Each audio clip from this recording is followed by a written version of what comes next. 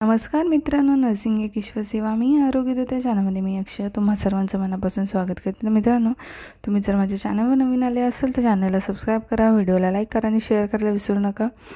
तर आजच्या व्हिडिओमध्ये आपण बघणार हेनरी फेयॉलची व्यवस्थापनाची तत्त्वे कोणती आहेत. तर फेयॉल हा रिसर्च मॅनेजमेंटला 5 मार्काला क्वेश्चन विचारला जातो. ठीक आहे, तर मोठा आहे क्वेश्चन. तर फेयॉल यांना आधुनिक व्यवस्थापन थेअरीचे जनक असे म्हणतात. त्यांच्या म्हणण्यानुसार तत्त्वे ही लवचिक असतात आणि प्रत्येक गरजेच्या वेळी ती वापरता येण्याजोगी असावीत. पुढे त्यांचे म्हणणे असे आहे की त्यांचा वापर कसा करावा हे माहीत असावे. ही एक अति अवघड कला आहे जी ज्यासाठी बुद्धिमत्ता, अनुभव, निर्णय घेण्याची क्षमता याची गरज आहे. त्यांच्या म्हणण्यानुसार खाली दिलेली 14 तत्त्वे व्यवस्थापनासाठी अति महत्त्वाची आहेत. त्यांची 14 तत्त्वे कोणती आहेत? पहिलं तत्त्व आहे कामाची विभागणी. हा तत्त्व आहे. त्याच्यानंतर अधिकार व जबाबदाऱ्या, शिस्त आहे. आदेशातील एकता आहे. त्याच्यानंतर 5वं आहे निर्देशनातील एकता. 6वं आहे सामान्य हितापुढे स्वतःचे हित गौण समजावे. 7वं आहे मोबदला. त्याच्यानंतर 8वं आहे केंद्रीकरण. अधिकाऱ्याच्या पायऱ्या, आदेश, न्यायबुद्धी, कर्मचाऱ्यांचा कालावधी स्थिर असावा. त्याच्यानंतर पुढाकार घेऊन काम करणे, इंटॅक्टिव्ह. त्याच्यानंतर एस्पिरिट ऑफ डी कॉपर्स हे एक आहे. अशी 14 तत्त्वे आहेत. तर ह्याचं प्रत्येकाचं विश्लेषण बघूया कसं आहे. तर कामाची विभागणी म्हणजे काय? तर आपल्याकडे उपलब्ध असणाऱ्या व्यक्तींमधील गुण, शैक्षणिक अर्हता, व्यावसायिक शिक्षण व तिची कार्यक्षमता पाहून कामाची विभागणी करावी. त्यामुळे आपल्याला दर्जेदार काम मिळून ध्येय गाठण्यास मदत होते. कामाची विभागणी करताना आपल्याकडे उपलब्ध जी साधने असतात, उपलब्ध असणारे व्यक्ती, गुण, शैक्षणिक अर्हता, व्यावसायिक शिक्षण व तिची कार्यक्षमता पाहून कामाची विभागणी करावी. त्यामुळे काय होतं, तर आपल्याला दर्जेदार काम मिळून ध्येय गाठण्यास मदत होते. दुसरा आहे जो बघितला आपण तत्त्व अधिकार व जबाबदाऱ्या, ऑथॉरिटी अँड रिस्पॉन्सिबिलिटी. अधिकार म्हणजे काय? तर आदेश देण्याचा हक्क व दिलेल्या आदेशानुसार तत्परतेने काम करून घेण्याची क्षमता. व्यक्तीला 2 प्रकारचे अधिकार आपोआपच प्राप्त होतात. एक म्हणजे त्याच्या पदाने दिलेले अधिकार, दुसरे म्हणजे व्यक्तिगत अधिकार. हे अधिकार त्यांची बुद्धिमत्ता, अनुभव, त्यांची एकंदरीत सेवा, संगनायक म्हणून काम करण्याची व करून घेण्याची क्षमता यावरून मिळालेली असते. या सर्व गोष्टींमुळे तो जबाबदाऱ्या पेलण्यास योग्य असतो, समर्थ असतो. त्या पेलण्याची त्याची हिंमत असते. अधिकार व जबाबदाऱ्या या बरोबरीनेच असतात. Authority and responsibility goes hand in hand. ह्या एका नाण्याच्या 2 बाजू आहेत. कधीही स्वतंत्र करता येत नाहीत. ठीक आहे, अधिकार व जबाबदाऱ्या बरोबरच असतात. ह्या एका नाण्याच्या 2 बाजू आहेत, त्या कधी स्वतंत्र करता येत नाही. तर आपण तिसरा हे आहे शिस्त. तर कोणतेही काम सुरळीतपणे चालायचे म्हटले तर शिस्त ही हवीच. शिस्त म्हणजे ज्याचा त्याला मान देणे व त्याने दिलेले आदेश तत्परतेने पाळणे.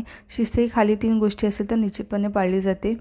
पहिली म्हणजे सर्व पातळीवर पर्यवेक्षक असतील तर, ज्या गोष्टी ठरवलेल्या आहेत त्या स्पष्ट व समजण्यासारख्या असेल तर, म्हणजे ध्येय व धोरणे सुस्पष्ट असून सर्वांना समजलेली असेल तर, आणि कोणतीही सवलती अगर शिक्षण सर्वांना सारख्यात दिल्या जात असेल तर ही त्याची शिस्तची पाळण्याची खालील निश्चितपणे म्हणजे धोरणं पाळली पाहिजेत. त्याच्यानंतर आहे आदेशातील एकता. म्हणजे एका व्यक्तीचा अगर विभागास एकाच वरिष्ठ व्यक्तीकडून सुपरविजन दिश मिळत असेल म्हणजे ते आदेश कोणत्याही प्रकारचे असावेत. ठीक आहे, एकाच व्यक्तीचा अगर विभागात 2 वरिष्ठांकडून वेगवेगळे आदेश मिळत राहिल्यास, ठीक आहे, तर एका व्यक्तीस अगर विभागास एकाच वरिष्ठ व्यक्तीकडून निश मिळावेत. ठीक आहे, निश मिळावेत, मग ते आदेश कोणत्याही प्रकारचे असावे, आदेश मिळावेत. ठीक आहे. आता आदेशातील एकता बघूया आपण. तर त्याच्यामध्ये एका व्यक्तीस अगर विभागास एकाच वरिष्ठ व्यक्तीकडून आदेश मिळावेत असं आहे इथे, आदेश मिळावेत, मग ते कोणत्याही प्रकारचे असोत. एका व्यक्तीस अगर विभागास 2 वरिष्ठांकडून वेगवेगळे आदेश मिळत राहिल्यास कर्मचाऱ्यांमध्येच लगेच चिलबिचल निर्माण होते किंवा 2 वेगवेगळे आदेश मिळाल्यामुळे मतभिन्नता निर्माण होऊन भांडणे होतात. ठीक आहे, त्या आदेश एका व्यक्तीतील एकता असायला पाहिजे. 2 व्यक्तींमध्ये वेगवेगळ्या अधिकाऱ्यांकडून वेगवेगळे आदेश मिळाले तर गोंधळ होतो. त्याच्यानंतर निर्देशनातील एकता म्हणजे काय? तर यामध्ये ध्येय गाठण्यासाठी तयार केलेल्या लेखा आराखड्यासाठी एकाच अधिकारी असावं, त्याने संघामध्ये काम करणाऱ्या कर्मचाऱ्यांना निर्देशित करावे. त्याच्यानंतर 6वं आहे सामान्य हितापुढे स्वतःचे हित गौण समजावे. ते एखाद्या निर्णयामुळे जर सर्वांचे हित होत असेल तर अशा वेळेस स्वतःच्या हिताचा विचार करू नये, तो गौण समजावं व सर्वांबरोबर राहावे. त्याच्यानंतर आहे 7वा मोबदला. कामाचा मोबदला हा मिळालाच पाहिजे व तो पुरेसाही असा. या मोबदल्यामुळे दोन्ही बाजूंना म्हणजे कर्मचाऱ्याला व कंपनीला दोघांनाही समाधान मिळाले पाहिजे. त्याच्यानंतर 8वा आहे केंद्रीकरण. तर फेऑल यांच्या म्हणण्यानुसार कोणतीही गोष्ट जी कनिष्ठाच्या कामाचे महत्त्व वाढवते तिला विकेंद्रीकरण म्हणतात. फेऑल यांच्या म्हणण्यानुसार कोणतीही गोष्ट जी कनिष्ठांच्या कामाचे महत्त्व वाढवते तिला विकेंद्रीकरण म्हणतात. ध्येय गाठण्यासाठी काम करून घेण्यासाठी अधिकारांचे केंद्रीकरण केल्यास व्यवस्थापनाचे नियंत्रण चांगले राहते. 9वा आहे अधिकाऱ्यांच्या पायऱ्या. म्हणजे अधिकारी वरिष्ठांपासून अगदी कनिष्ठांपर्यंत दर्जानुसार जो क्रम लावला आहे त्यास ऑफ द अथॉरिटी असे म्हणतात किंवा कार्य करत असताना कम्युनिकेशनच्या वेळी कोणताही निरोप देताना देखील कोणत्याही पायरी चुकून चालत नाही. त्याच्यानंतर या ठिकाणी आदेश बघूया. या ठिकाणी ऑर्डर्स हा शब्द वस्तूंसाठी वापरला आहे. प्रत्येक वस्तूसाठी ठराविक जागा, ठराविक जागेत ठराविक वस्तू असा अर्थ लावला जातो. व्यक्तीसाठी हेच तत्त्व लावले जाते. प्रत्येक व्यक्तीसाठी जागा असावी, प्रत्येकजण आपल्या जागेत असावा. हे ऑर्गनायझेशनचे महत्त्वाचे तत्त्व असून वस्तू व्यक्तीच्या अरेंजमेंटसाठी आहे. हे तत्त्व शिस्त सांभाळण्याच्या मेंटेन करण्याच्या दृष्टिकोनातून अत्यंत महत्त्वाचे आहे. तर ऑर्डर्स म्हणजे काय, तर या ठिकाणी ऑर्डर्स हा शब्द वस्तूंसाठी वापरला जातो. प्रत्येक वस्तूंसाठी ठराविक जागा, ठराविक जागेत ठराविक वस्तू असा लावला जातो. व्यक्तींसाठी हेच तत्त्व लावावे. प्रत्येक व्यक्तींसाठी जागा असावी, प्रत्येकजण आपल्या जागेत असावा. हे ऑर्गनायझेशनचे महत्त्वाचे तत्त्व असून वस्तू व व्यक्तींच्या अरेंजमेंटसाठी आहे. हे तत्त्व शिस्त सांभाळण्याच्या दृष्टिकोनातून अत्यंत खूप महत्त्वाचं आहे. न्यायबुद्धी इक्वॅलिटी म्हणजे अधिकाऱ्याने प्रत्येक दर्जावरील व्यक्तींशी न्यायबुद्धीने वागावे. प्रत्येक कर्मचाऱ्याने प्रामाणिकपणा, निष्ठा जागृत करण्यासाठी त्यांना प्रेमळपणे वागवणे गरजेचे आहे. स्नेहभावाने व न्यायाने वागवण्याचे परिणाम म्हणजे न्यायबुद्धी होय. स्नेहभावाने आणि न्यायाने वागवण्याचे परिणाम म्हणजे न्यायबुद्धी होय. अधिकाऱ्याने प्रत्येक दर्जावरील व्यक्तीशी न्यायबुद्धीने वागले पाहिजे. प्रत्येक कर्मचाऱ्याने प्रामाणिकपणा व निष्ठा जागृत करण्यासाठी त्यांना प्रेमळपणे वागवणे गरजेचे आहे. ठीक आहे. त्याच्यानंतर 12वा आहे कर्मचाऱ्यांचा कालावधी स्थिर असा. कर्मचारी किंवा त्यांच्या गटाला दिलेला कालावधी ठराविक असावा. म्हणजे ठराविक वेळेत ठराविक काम पूर्ण करता येते. या कालावधीमध्ये जर बदल केला तर त्याचे वाईट परिणाम व्यवस्थापनावर व उत्पादनावर दिसतात. म्हणून व्यक्तीला समूहाला दिलेला कालावधी हा स्थिर असावा. यामध्ये सारखा बदल करू नये. ठीक आहे. कर्मचाऱ्याला किंवा त्यांच्या गटाला दिलेला ठराविक कालावधी असावा. म्हणजे ठराविक वेळेत ठराविक काम पूर्ण करता येते. या कालावधीमध्ये जर सारखा बदल केला तर त्याचे वाईट परिणाम व्यवस्थापनावर व उत्पादनावर दिसतात. म्हणून व्यक्तीला समूहाला दिलेला कालावधी हा स्थिर असावा. त्यामध्ये सारखा बदल करू नये.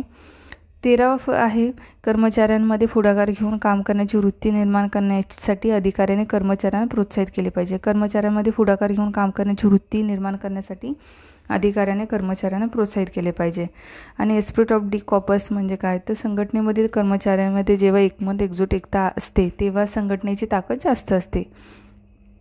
परंतु या ठिकाणी जर एखादा गैरसमज निर्माण झाला तर त्याचे अतिशय वाईट परिणाम दिसतात. म्हणून थोडा देखील गैरसमज होऊ देऊ नये. हे गैरसमज कम्युनिकेशनमधील कमतरतेमुळे निर्माण होतात. ठीक आहे. तर पुढाकार घेऊन काम करणे, एस्पिरिट ऑफ डी कॉर्पस हे असे 14 तत्त्व आहेत. तर तुम्ही लिहायचे. व्हिडिओ खूप मोठा आहे. मी ॲक्च्युली उद्याच घेणार होते बाकीचे ह्याचे जे प्रत्येकाचं एक्सप्लेनेशन, पण आताच घेतलं. तर तुम्ही व्यवस्थित स्टडी करायचं आहे. व्यवस्थित स्क्रीनशॉट घेऊन ह्याचे तुम्ही नोट्स काढून घ्यायचे आहेत. ऐकायचं पण आहे. आणि भेटूया आपण लवकरच पुढच्या व्हिडिओमध्ये. तोपर्यंत तुम्ही काळजी घ्यायची आहे, मस्त राहायचं आहे, स्वस्थ राहायचं आहे आणि अभ्यास करा रिसर्च मॅनेजमेंटचा, कारण त्याचे कोणतेही क्वेश्चन विचारले जातील. बऱ्याच जणांचे प्रश्न असेल, खूप पेंडिंग आहेत क्वेश्चन. प्रयत्न करते लवकरात लवकर सगळे जे क्वेश्चन उरलेले आहेत ते घेण्याचा, म्हणजे लवकरात लवकर आपला स्टडी कंप्लीट होईल तसा प्रयत्न आहे. नोट्स काढण्याचा प्रयत्न करते. तुम्हाला ज्या इम्पॉर्टन्स किंवा ह्याच्या नोट्स असतील, तुमची नर्सिंग ट्युटर शिकवत असेल त्याही नोट्स तुम्ही फॉलो करा, म्हणजे तुम्हाला काही त्रास होणार नाही, एक्झामला सहज लिहिता येईल. तर भेटू आपण लवकरच पुढच्या व्हिडिओमध्ये. तोपर्यंत काळजी घ्या, मस्त राहा, स्वस्थ राहा. धन्यवाद.